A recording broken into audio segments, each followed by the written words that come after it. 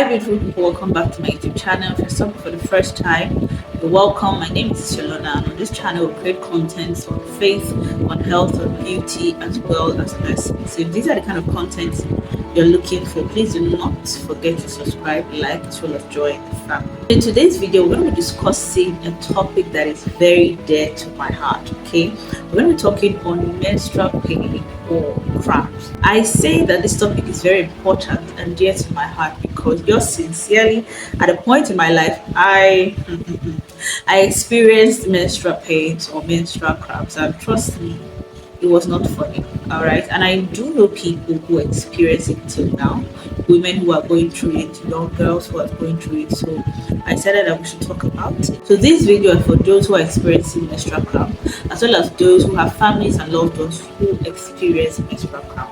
The knowledge of this is very important because it helps you to be able to provide solution to yourself if you're a victim of it, as well as your family, your loved ones, your girlfriends, your sisters, your mothers, your daughters that are experiencing menstrual cramp. Okay, now with that said, let's dive right into the video. Now it's important to note that menstrual pain is in levels. Yes, okay. Now the degree of the pain is in levels, and it varies from woman to woman, month to month. You understand? For woman A, the pain she's experiencing might not necessarily be the same level of pain woman B is experiencing. Do you understand? That's why some persons' menstrual pain experience seem to be very, very chaotic compared to others. And by the way, there are women who don't even experience menstrual pain at all. For some women, this month pain might be chill, the next month pain might be quite intense. Okay, so I just wanted to put that out there so you understand. It's not a woman that experiences menstrual pain.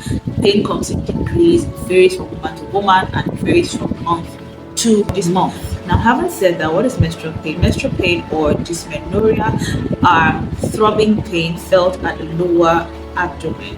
All right, for some women they experience the pain just before the period.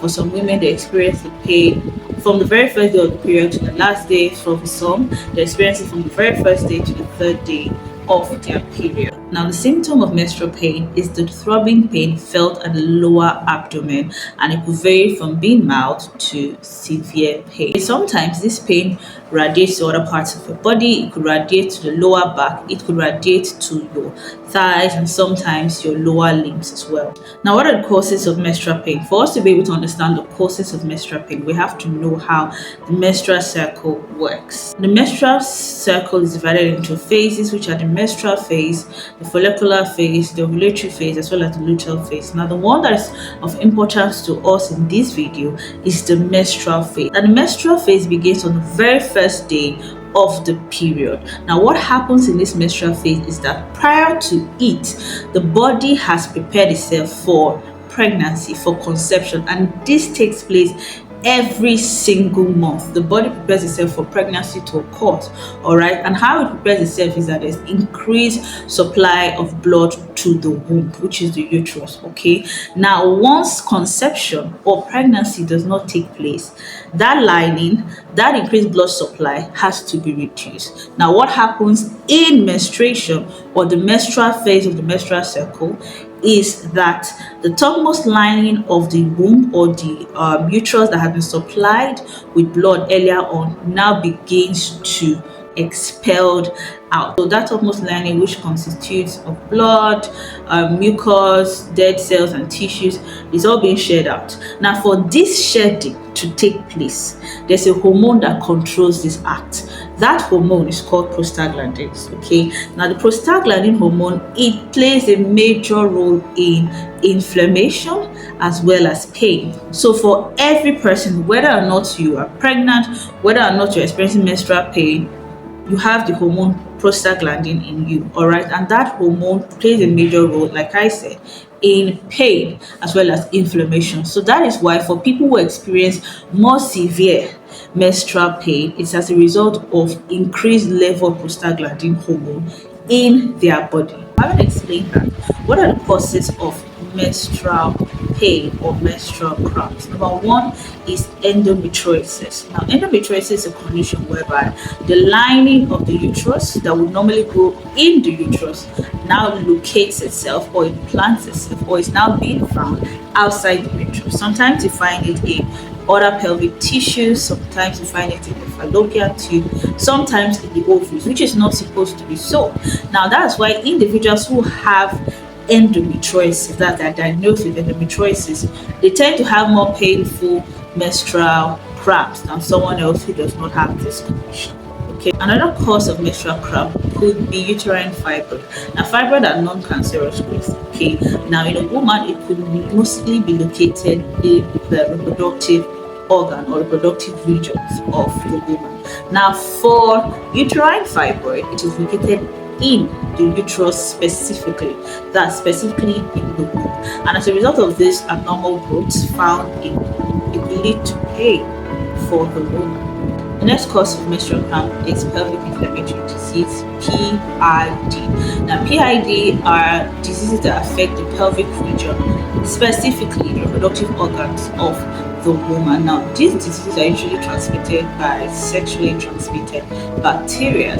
Okay, now having this disease in the body could predispose, or having this disease in the body could increase or cause menstrual cramp in a woman. Another cause of menstrual cramp is adenomyosis, which occurs when the tissues that would normally line the uterus now begins to migrate to the muscular part of the uterus. Now, this could also increase pain during menstruation. Another cause of menstrual cramp is cervical stenosis. Now, stenosis of the cervix occurs when the entrance or the opening of the cervix is more narrow than normal.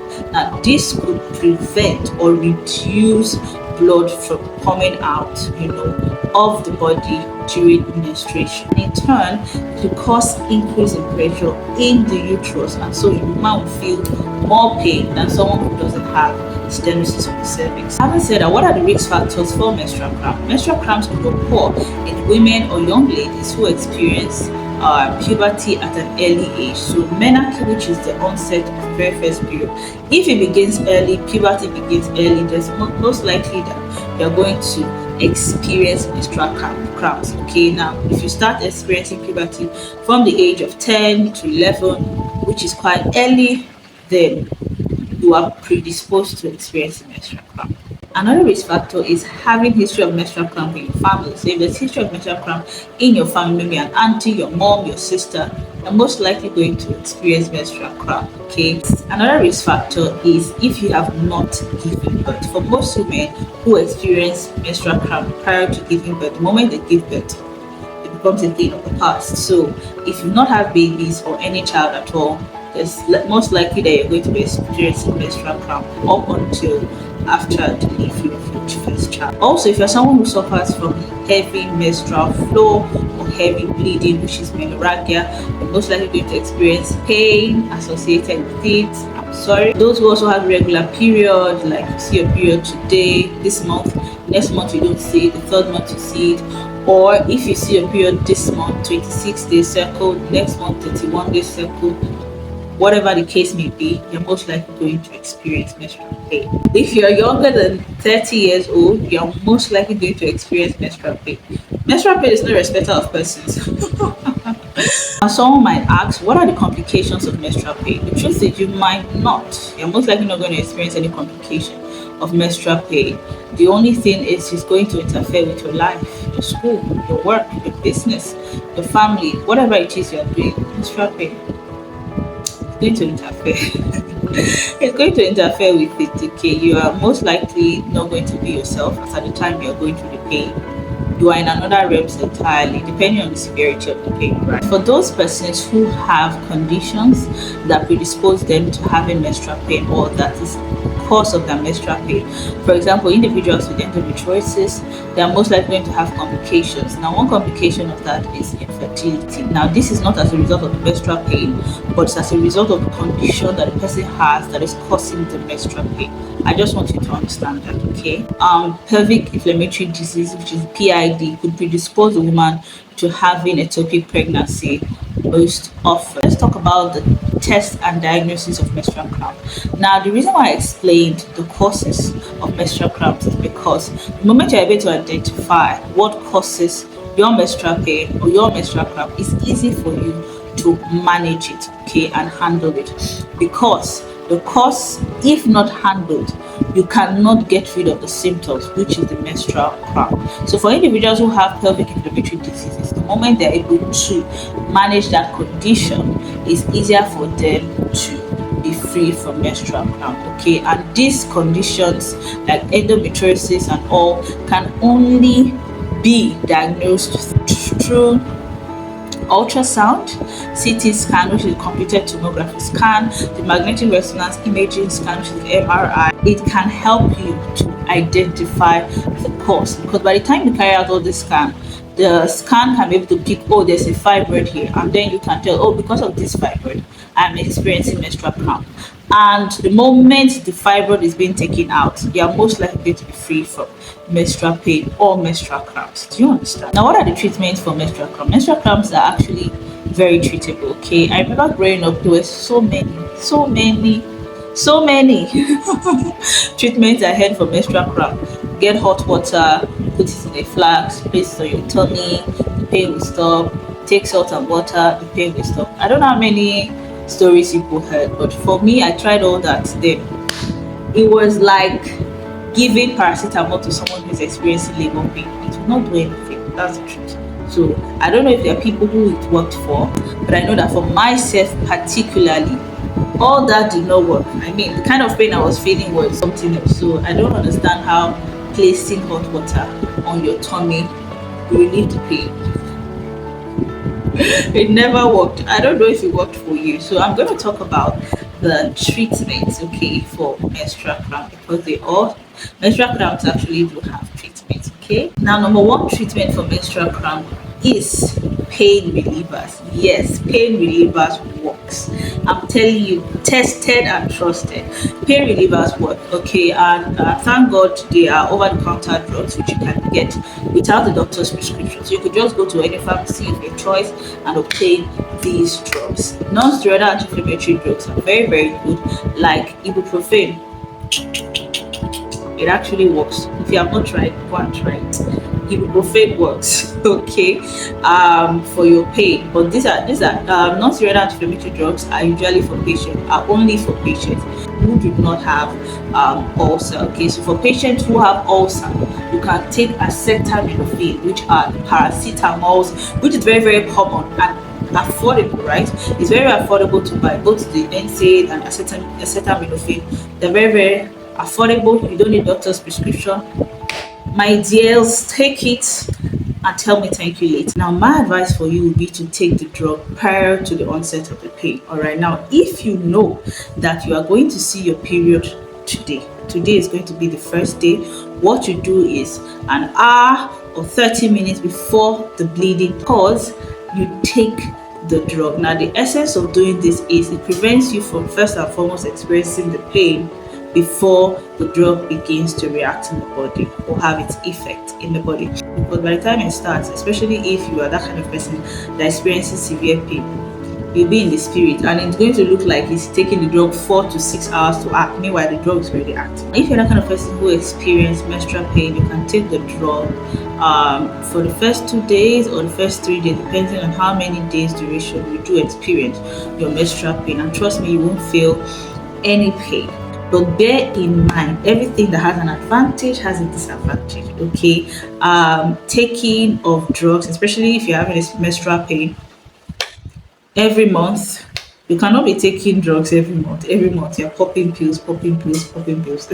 I would advise it, trust me, because it's your kidney and your liver that will start to sing hallelujah later on in the long run anyway. So just be careful on how you take the drugs, okay? Now, another means of treatment for menstrual cramps is hormonal birth control. Now, for women who have severe, like I said, this pain depends from individual. It varies from, like I said, this pain varies from individual to individual. So for women who have severe menstrual cramp, they could decide to go for hormonal birth control pills. Now, hormonal birth control pills contain hormones that will actually help to prevent ovulation, thereby reducing the severity of the menstrual cramp that the woman is experiencing. And there are several means of administering this hormone birth control pills, go to the hospital and you're going to be educated more on that. And last means of treatment for menstrual cramp is surgery. Now, these are for individuals who have certain conditions as the cause, okay, of their menstrual cramp. For people who have fibroid, uterine fibroid, definitely surgical intervention has to be carried out to take out the fibroid. Now, these surgeries could go a long way in reducing the symptoms, which include the menstrual cramp that's associated with the condition. Now, with that, we have come to the end of this video. I do hope I've been able to give accurate and adequate video that will serve as a guide for those persons who are experiencing menstrual cramps and for those persons who do not or who may not be experiencing menstrual cramp but have loved ones and friends that may be experiencing menstrual cramp. Now, I want you to tell me in the comment section down below which of these treatment methods have you tried for menstrual pain or for menstrual cramp. If it could be you, it could be a friend of yours, and tell me, did it work out?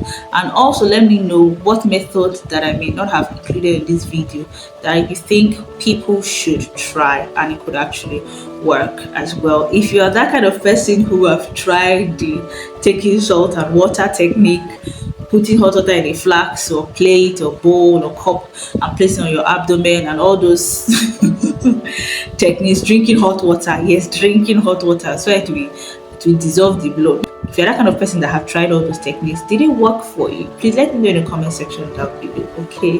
Please do not forget to like, subscribe and share the video. Till I see you next time, bye lovelies, and God bless you.